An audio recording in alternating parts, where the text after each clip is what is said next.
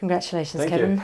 you. After 2 hours, 47 minutes and a very tough match, you must be pleased with the way you came through it. Yeah, I mean, obviously in a match like that, it's so close. It comes down to 1 or 2 points. I thought we were both playing very good tennis. There was a few swings up and down. I felt I had my chances in that second set. Obviously, Dom would have felt he had serving up a break twice in the third set. So I'm sure he felt like he had a bit more control in the third set. But I just kept on fighting, especially being down. I was able to play some really good points and get myself back in the match. And obviously in the third set tiebreak, it's a bit of a it can be a bit of a lottery. And I just kept on playing the kind of tennis that I wanted to be playing. I was able to execute it and obviously win in an incredibly close match.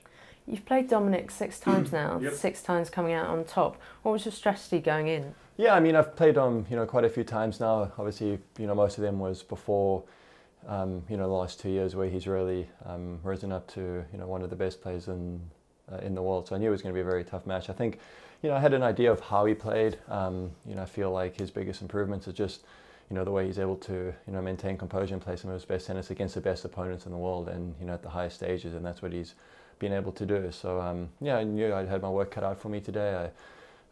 He's obviously had a lot of success on the clay. His ball's very heavy. He likes he moves very well. So especially on the hard court, I thought it was important to take as much time away from him as possible. And overall, I felt I did a good job with that today.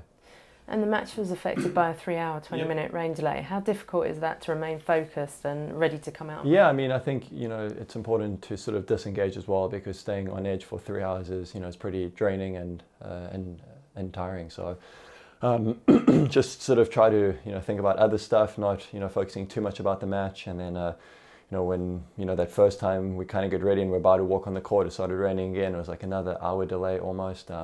So I was having to warm up and cool down a few times. But I knew once I went out there that I had to be pretty energetic and pretty ready to go from the very first point. And with it being so close, what did you tell yourself in that third set tiebreak? Yeah, I mean, just to continue. I felt for the most of the match I was playing the right kind of tennis. There's a couple of chances I think I let slip by a little bit, but I knew that it was very even going into there was going to be just a point here or there. Just try to stay focused in the moment. I took my time on my serve.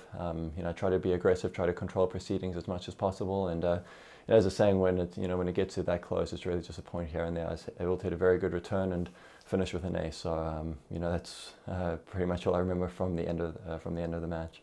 And you'll play Yuki Banbury in your next match. How much do you know about his game? And he obviously put out Gael Monfils. Yeah, I mean, had played 3 matches now, all against all very good opponents, and seems to be coming forward a lot.